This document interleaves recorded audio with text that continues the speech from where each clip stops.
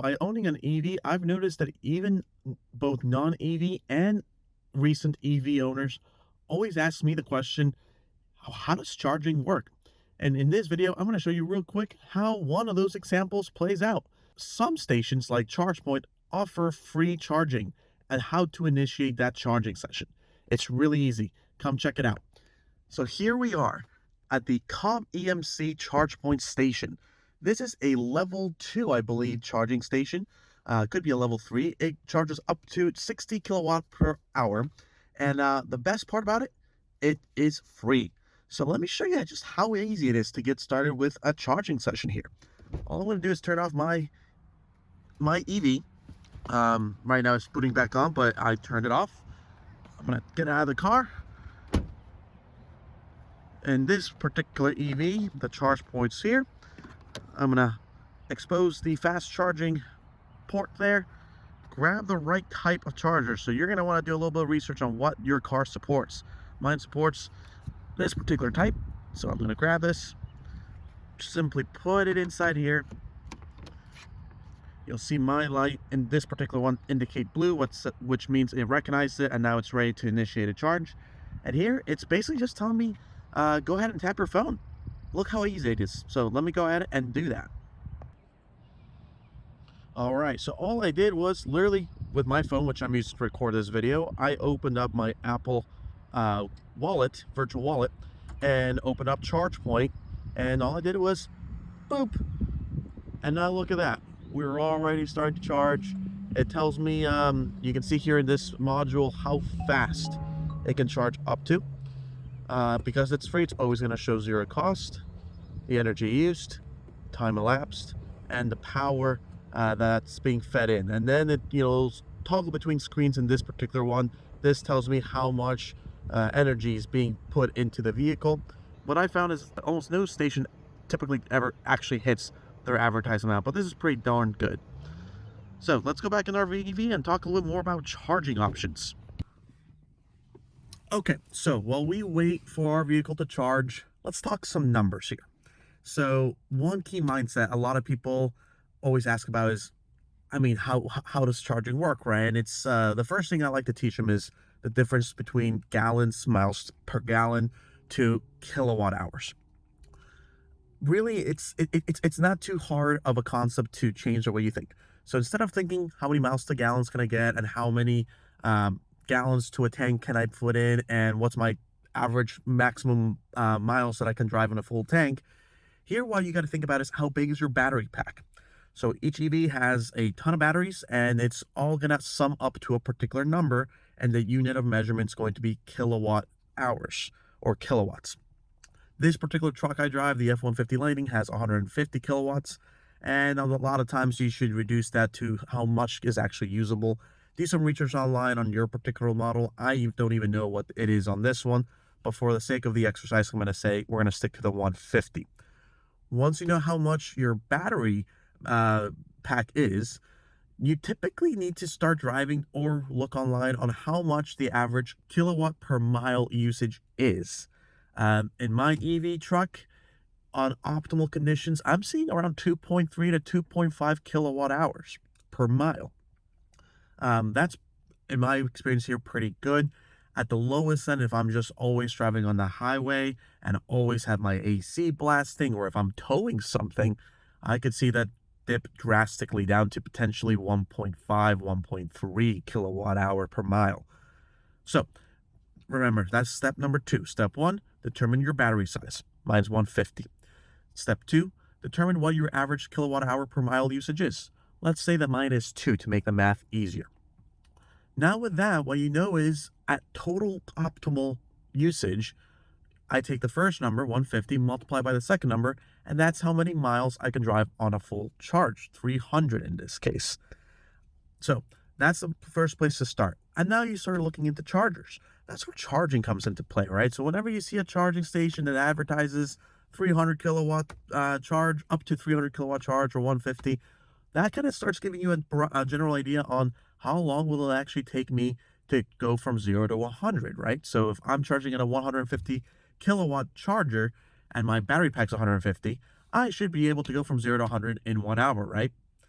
Yeah, it's not that simple, but it gives you a good enough idea. And the reason it's not that simple is because of battery physics.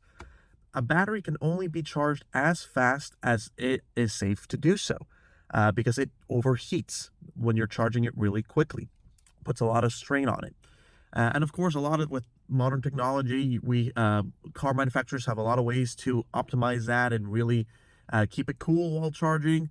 But with software, typically what you'll find is a typical EV will limit how fast it can charge once it goes to around 70 or 80% of its capacity.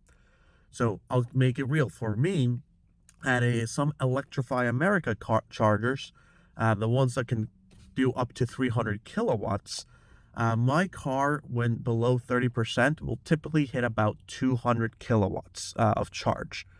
That's another thing to consider, by the way, that I forgot to mention earlier. The third thing to consider, besides, in addition to your battery pack size, your average kilowatt per mile usage, the third one is how much your car actually allows you to charge it at a given point in time. What's that maximum load?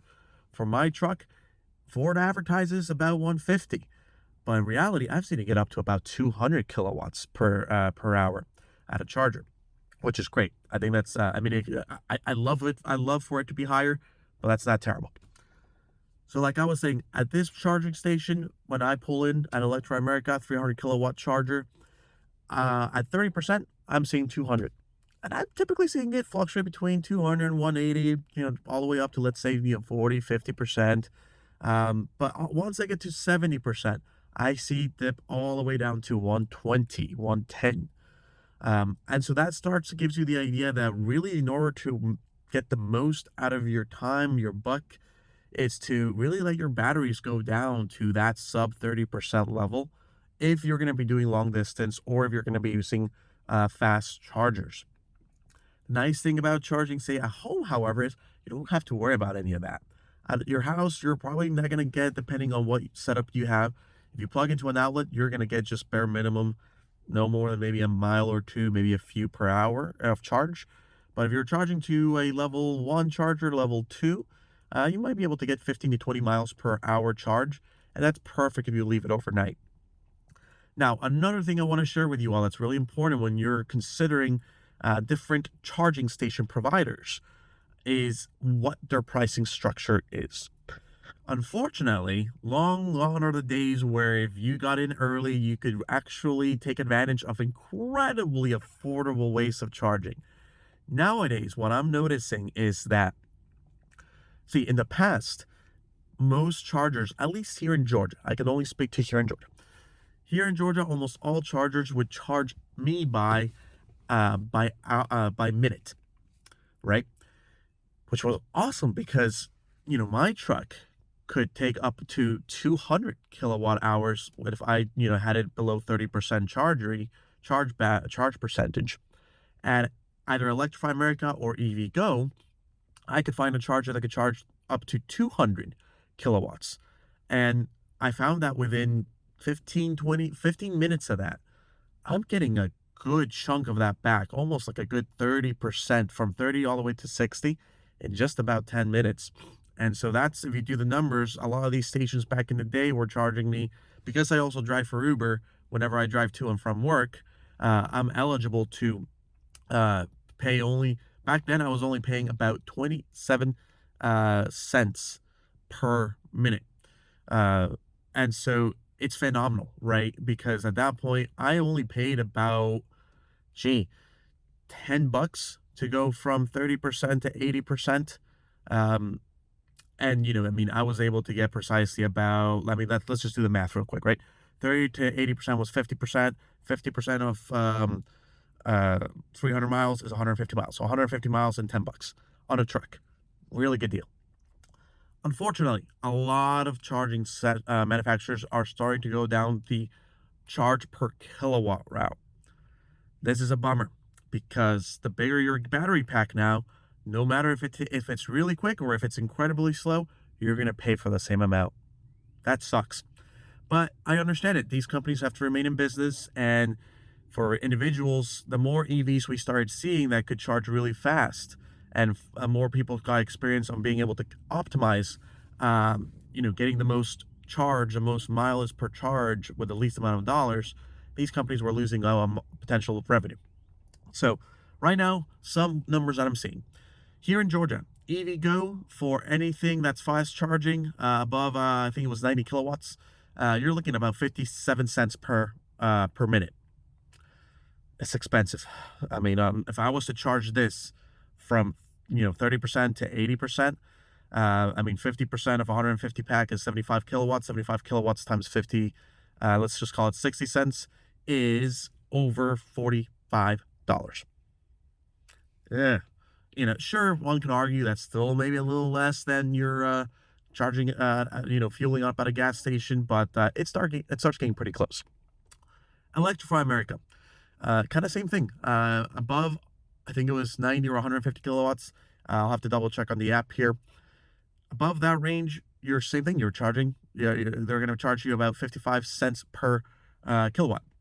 Now, sure, some of these ranges might change depending if you charge off peak hours. So at hours where the grid it has its lowest use. Typically, these hours are very inconvenient. These are like after 10 p.m. through, I don't know, midnight or 2 in the morning, or at 4 in the morning through, 6 in the morning. I know that EVGo also charges a little lower if you charge during, well, it's not optimal like midnight peak, but it's low usage peak. Okay, so we've already named two of the largest charger manufacturers: Electrify America, EVGo. The next one is Chargepoint, where we're charging at right now. Here at Cobb EMC, they've got this free Chargepoint charger. Those three are the biggest. Obviously, the fourth, arguably the biggest, most reliable, best quality, best experience, is the Tesla Supercharging Network. Luckily for us, they're starting to allow other EVs to use them, and some cars might need an adapter to do that. My Ford F-150 needs an adapter. I've already gone ahead and pre-ordered it. It was free for me because I was I ordered it early. I don't know when I'm going to get it. Might be June, might be July, last I checked, but we'll have to see. Now, with all these options, another question I get asked by EV users, early adopters, or people on the fence about an EV is, I mean, how do I even go about planning things? Well, planning has two things. One is using the right mobile application to see what are chargers nearby you and whether they're available and how fast can they charge and what their price structure is. So for that information, you've got two options. One option is to download that specific charger manufacturer's mobile application. So Electrify America has their own, EVGo has their own, Chargepoint has their own. So yeah, let me show you all the different applications we have. So let me first open up EVGo here. You can see it asks you to sign in. I haven't signed in a while. Here in the bottom right, you can see view all chargers. So let me click on view all chargers. Now in this view, again, it's really nice. The first thing you see is all of the available chargers, what their range is in terms of charging, how many there are. And if you click on it, you'll also be able to see the different names of each charger. That's, different manufacturers use different approaches to identify a charger. Some use a unique number, others use a name. Regardless, each one of them, as you can see here, will also show you whether they're available, as well as the price structure. So the price structure is typically for the entire station, not per each charger. But as you can see here in EVGo, like I mentioned earlier, they have different prices depending on what time of day, whether you're on peak, off peak, or relatively, not on, but not off either in the middle during that time of day. So that's EVGo. Over to Electrify America, we can see a similar structure. You see a map, you see all the different chargers around you, and all of these, by the way, you can filter based on a lot of different criteria. For right now, I'm just going to show you here one example on one nearby station where I'm at right now. And similar information. You want to know how many chargers there are, how many are available right now, what are the different maximum charging speeds that each one can have, and most importantly, you want to know how much does it cost. And in here you can see with Electrify America at this hour, I would be paying about 46, 48, a little over 45 cents per minute, per kilowatt, I mean. The nice thing about Electrify America is they're getting a little bit better about their ability to tell you when chargers are broken, malfunctioning, or to report when there's issues. In the past, they were garbage, people. God awful, but they're getting a little bit better. And then the third application I want to show is Chargepoint. Chargepoint, as we open it up, you can see it shows that I'm currently charging because that's where I'm at right now, and I'm charging. So I won't be able to show you the actual map until later. Maybe in a future video, people are interested in seeing each one of these charging manufacturers in a deep dive user experience overview and review. Just let me know. Put it on the comments. Okay, so let's go back. All right, and last but not least, I'm not going to show the Tesla one, but I'm going to skip over to Plugshare. Plugshare, unlike all the other ones, is a community-based application, and it is agnostic to the charging manufacturer that owns that charger. So what this means is I recommend to everyone for best awareness, for I would say the widest awareness, download Plugshare because it's going to give you the most options in being able to see all chargers, from free to paid to different types of chargers to amenities nearby. It is the most open source, community influenced application out there. Obviously, the one downside to being community based is that you do rely on others putting in their reviews. So ChargePoint has this notion of a ChargePoint grade or a value that it goes from 0 to 10 that basically tells people's experience using that charger. Typically, if you see anything below a 6, that means that it's either really unreliable, flat out broken, or just not easy to get to, really difficult to use, etc., etc. Typically, I like to stick to ones that are above 8, but I never trust them unless they're above 9. And I also would encourage, if you're doing anything like a long road trip and you're using this to guide your layout, please be sure to check the reviews. I have found the reviews to be incredibly helpful, just to make sure that there's no issues with the charger, no gotchas that I might consider, like, oh, it's behind the gate, it's in the gated community, you cannot use it unless you know the code. All of that information is really helpful.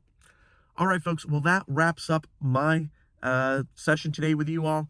Just to recap, showed y'all how to use ChargePoint, super easy, specifically one that's free. It's a godsend.